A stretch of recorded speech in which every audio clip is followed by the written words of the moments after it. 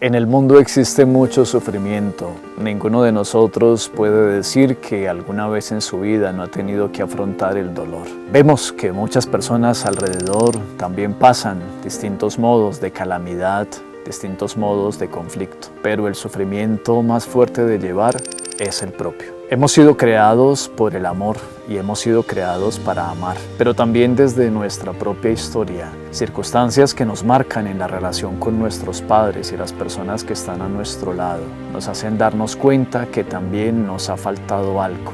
Y con el paso de los años va surgiendo un sentimiento de inadecuación, de no vernos valiosos, ni aceptados, ni queridos, de sentir que no tenemos un lugar. A veces uno llega a un sitio donde no se siente bienvenido. A veces uno está en un puesto donde no experimenta comodidad ni tranquilidad. Sentimos que el ambiente es hostil hacia nosotros o que también nosotros quisiéramos salir corriendo. ¿Todo eso qué es? De alguna manera una herida de rechazo.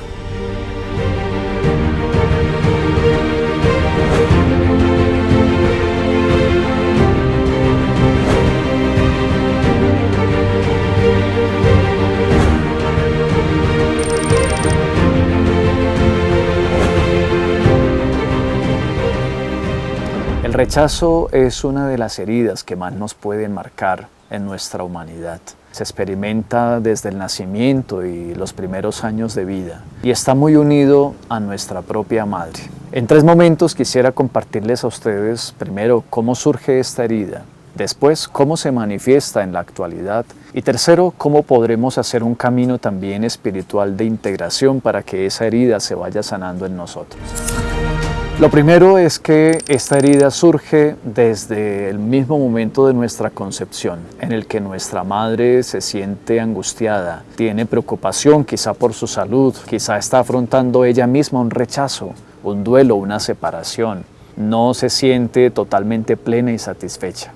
Ese dolor y esa incomodidad de nuestra madre se transmite de alguna manera al bebé que está en su vientre. El bebé no comprende racionalmente, no entiende por más que le expliques lo que está pasando hacia afuera con sus padres, pero sí logra acoger emocionalmente todo ese sentimiento materno, donde mamá y papá también de alguna forma y todo a su alrededor le transmiten confianza para nacer o también miedo y hostilidad, en donde el mundo externo se empieza a ver como peligro o amenaza.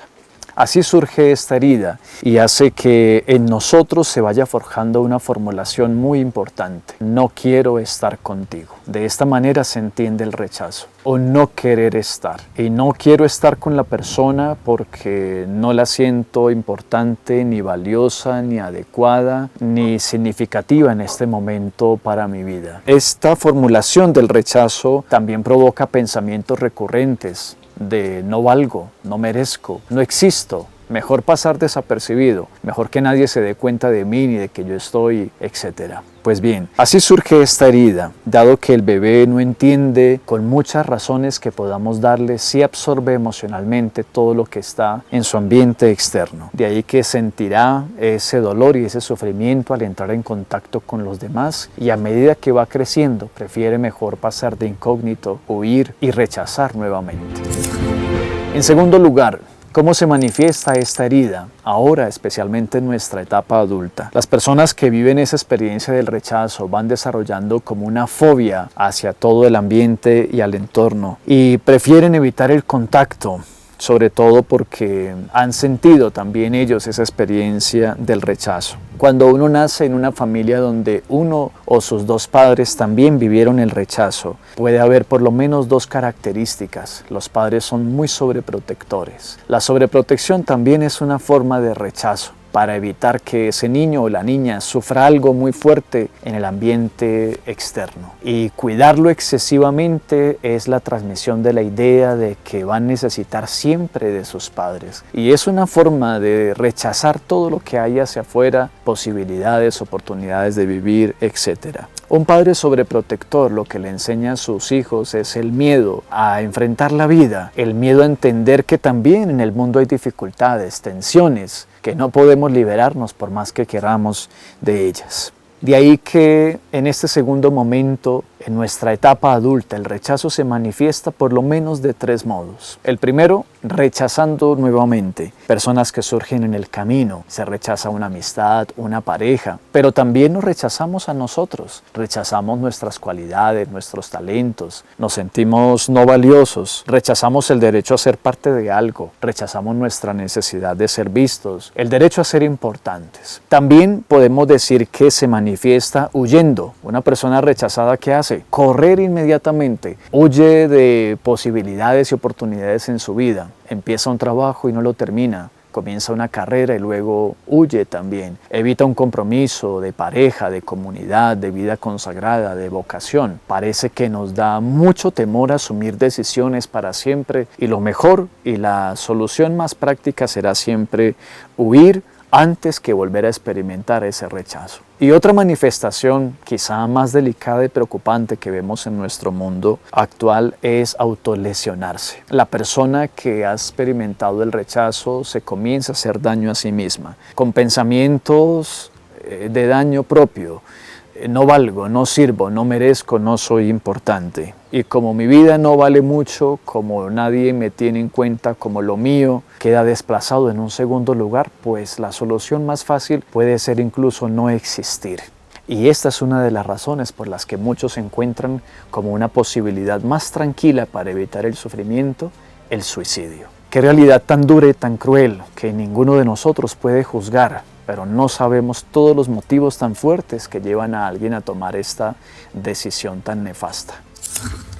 Por último, propongamos entonces un camino espiritual, unas ideas básicas para que podamos afrontar desde nuestra fe y nuestra experiencia como creyentes una posible herida de rechazo. Les quiero proponer 3 cosas muy sencillas. Lo primero, que partamos de la aceptación incondicional. ¿Y esto qué quiere decir? Que hagamos un compromiso con nosotros mismos, que lo que otras personas no me han podido dar no sigamos reclamándolo, sino que yo me haga cargo y me haga responsable, protagonista también de mi propia historia, que me dé un permiso de ser valioso y que aprenda a confiar sobre todo en mí mismo y en mis propias capacidades, que aprenda a manifestar mis ideas. Muchas veces no decimos lo que pensamos, lo que sentimos, porque creemos que no es importante para nadie y que no vamos a ser tenidos en cuenta, pero tenemos que empezar a validarnos y a manifestar lo que pensamos y lo que sentimos. Eso va a ser lo primero, aceptación incondicional. En segundo lugar, desde la espiritualidad, comenzar a vivir en la esperanza. La esperanza es una de las 3 virtudes teologales. Una persona que no espera, se desespera. Y la desesperación sí que nos lleva a la angustia, a ese sentimiento de inadecuación continua. Aunque muchos te hayan rechazado, Dios no te rechaza y tú no tienes tampoco por qué rechazarte a ti mismo o a ti misma. Hemos salido de las manos de Dios, hemos sido tejidos por Dios en el vientre de nuestra madre. Desde ahí Él nos levanta, nos da vida y nos transforma. Qué hermoso es vivir en la esperanza. Pueda que hayas vivido situaciones difíciles, que tus padres te hayan abandonado, te hayan dejado, que incluso ni siquiera sabes quiénes son ellos y cómo estás hasta ahora en tu vida. Pero te has dado cuenta que ha habido un amor por encima de todo. Antes de que cualquier persona te rechazara, tú primero recibiste un amor, y un amor que te invitó a vivir, que te hizo un ser posible y que te ha dado toda esta experiencia vital para que te levantes y te puedas reconstruir.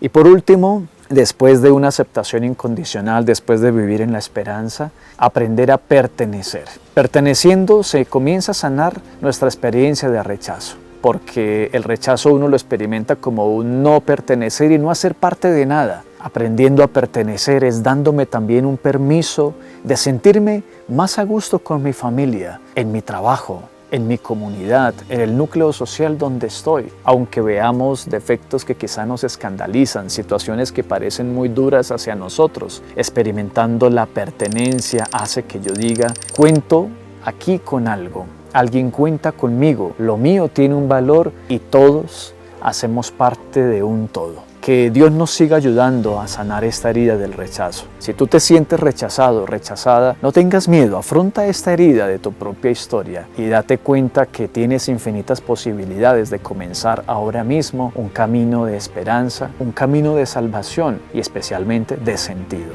aquí y ahora.